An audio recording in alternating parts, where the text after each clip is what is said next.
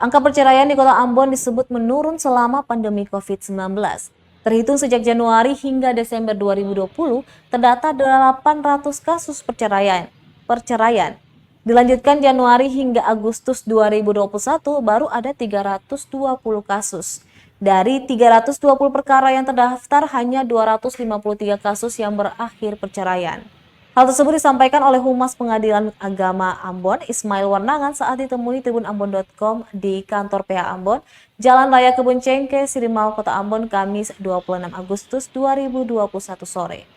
Menurut Warnangan, angka kasus mengalami penurunan namun tidak signifikan. Di tahun 2019, angka perceraian mencapai 1.000 kasus atau lebih tinggi 200 kasus setelah kasus dengan tahun setelahnya. Dijelaskan penurunan tersebut disebabkan oleh sejumlah faktor. Salah satunya yakni wilayah kerja Pengadilan Agama Ambon yang diperkecil dengan tidak lagi mencakup Kepulauan Buru dan Maluku Tengah. Mulai dari Maret ya,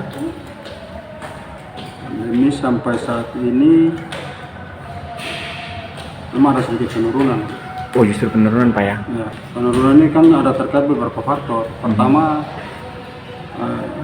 wilayah Pengadilan Agama Ambon itu kan sudah kecil karena Pulau Buru kan keluar ya. Oke. Nah, sehingga banyak perkara yang dari Pulau Buru itu juga kan sudah di Pulau Buru, sudah tidak masuk di Pulau Buru. Yang tadinya itu perkara di Pengadilan Ambon itu bisa sampai 1.000 jumlahnya. Sekarang ini pada tahun 2020 itu hanya tercapai sekitar 800. Dari 830 perkara selama masa pandemi ya? 2020 iya. Itu sekitar 600. Kalau di tahun ini Pak, sampai pertengahan tahun ini mulai dari Januari sampai sekarang ini kita baru terima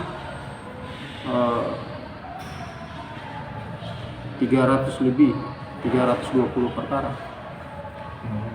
320 perkara itu perceraiannya 253 ya.